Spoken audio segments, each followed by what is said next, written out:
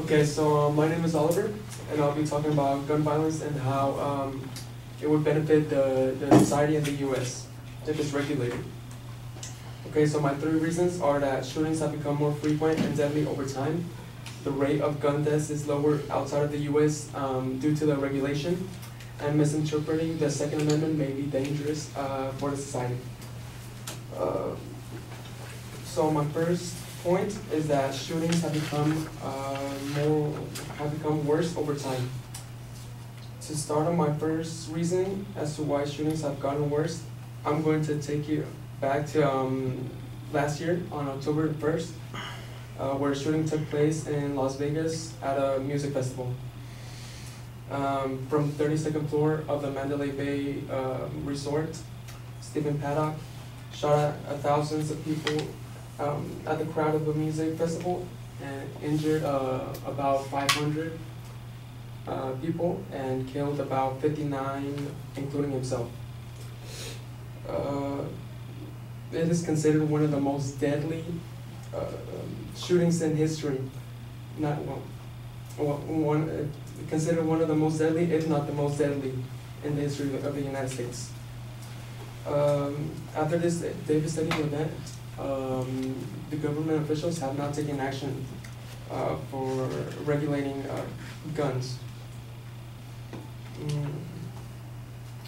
These officials argue that it is inappropriate to discuss such a topic at such a recent and catastrophic moment. So all they do is send thoughts and prayers to the victims and their families. In my opinion, using only thoughts and prayers won't decrease the amount or the severity of gun-related incidents, and more action needs to get taken as soon as possible. One statistic displayed by the Washington Post demonstrates that gun deaths in the initial 200 days of each year have increased each passing year, so from 2014 to 2017. In 2014, there was about 6,200 deaths due to firearms, and now last year in 2017, it escalated to about 8,500, and that's it's an exponential growth. At this rate, the amount of deaths due to firearms will keep on increasing if no action has taken place. My second point is that gun violence outside of the United States is lower due to strict regulation. So a study conducted by The Guardian in 2012 stated that the U.S. has more homicides by firearms compared to other well-developed countries. The U.S. had about 30 million homicides by firearms, exceeding the likes of Germany, Netherlands, Sweden, Ireland, Belgium, and Switzerland combined. If this study was done more recent, the U.S.'s numbers would be more increased than in 2012. As an example of the regulation in other countries, an appropriate one would be in Japan. The strict screening process to obtain the license involves background checks along with mental and drug tests, and they also need to be renewed every 3 years. Although these Japanese citizens are banned from possessing, owning, distributing, and buying firearms, the Bill of Rights protects our right from banning firearms. So a more strict acquisition of firearms should be installed in our system. And my third point is that the misinterpreting the Second Amendment may be a hazard. At the time of the Bill of Rights, at the time that the Bill of Rights was constructed, the founding fathers did not consider the advancements in firearms that would appear to this day.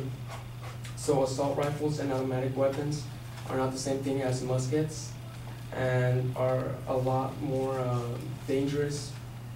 Could kill up to way more people. Yeah. And for security reasons, people with mental illnesses, underage people, and others incapable of handling a firearm are excluded from the support of the Second Amendment. So, for these reasons, the regulation of firearms is crucial and beneficial to all Americans. Thank you.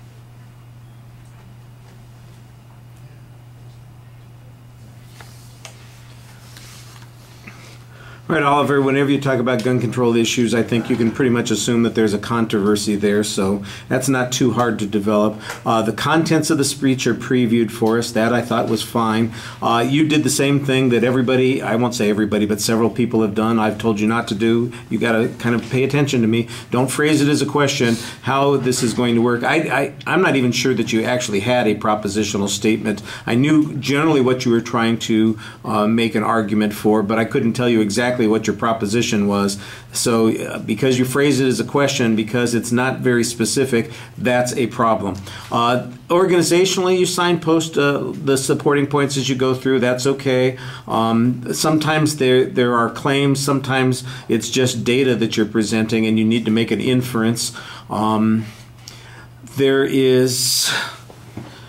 Like on that first point, for instance, you mentioned you've got the example that you point to, the Las Vegas shooting. So we've got an example that you can point to. That's pretty good. And then you said, oh, you know, they send thoughts and prayers, but they're not doing anything. And my question is, what could they have done that would have made a difference? What action would have been possible to do that would have altered this outcome? And you don't, have an argument there. You don't tell me what it is the action is that you think is necessary. It's just we need to do something, but what is it that we would do that would make a difference in this particular case? That's what we need to have some information on to be convincing.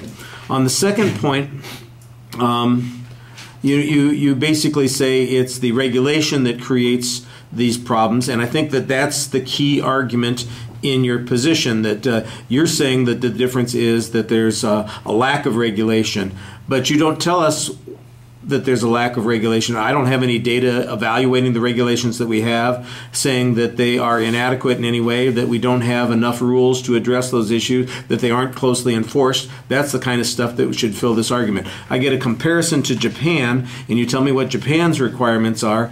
As a culture, Japan is probably very different from the United States. I don't know that it's attributable to the regulations. It might be attributable to the regulations, but it might be attributable to a lot of other things as well. But I don't get enough data to be able to say it's because Japan has a licensing requirement that is so explicit or tight that it prevents 95% of the population from owning a firearm. That's why they have these low crime rates or low level of shootings. Maybe that's the argument that would prove this point, but I don't hear any information that supports that. It's just like the general statement, well, they've got regulations and they don't have this problem. We've got regulations too, and we do have the problem. What's the difference is in the regulations, and you need to tell us why the regulations we have suck, which, I think that's the inference that you're making. The argument about the Constitution or the Bill of Rights and how it's being misinterpreted on the Second Amendment, I think that doesn't get you very much. You seem to suggest at the very end that the courts are already allowing us to regulate whether or not people who are mentally ill can get guns. There's no information here that says that that the courts are unwilling to allow any regulation of guns. That seems to be the inference that you're making, and I don't think that that's the case. I think that there's a lot of stuff that is regulated. Now, on the data that you present, there is one piece of data. It's probably just an error in the way you're reading it. You didn't think about it. But, you said we've had 30 million homicides. And I'm going, 30 million homicides?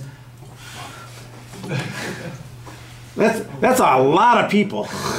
That's, 3 times as many as the Germans wiped out in the death camps. That's a huge number of people. I think you've got a number here that's just gotten conflated with something else. And that's the kind of stuff that undermines the credibility of the other evidence that you have, because then I start thinking, well, are you citing it correctly? Is it being accurately reflected here? You've got to be very careful about those sorts of things, and that's one of those things that shouldn't be a big deal but could easily be something where people will just dismiss you out of hand and say they don't know what they're talking about. We have not had 30 million homicides. At one point you're talking about we went from 6,200 homicides each year to 8,000. That sounds pretty bad. Well, you multiply 8,000 times how many years to get to 30 million? It's going to be a hell of a lot. And I don't think we've been around that long. Somebody do the math on that.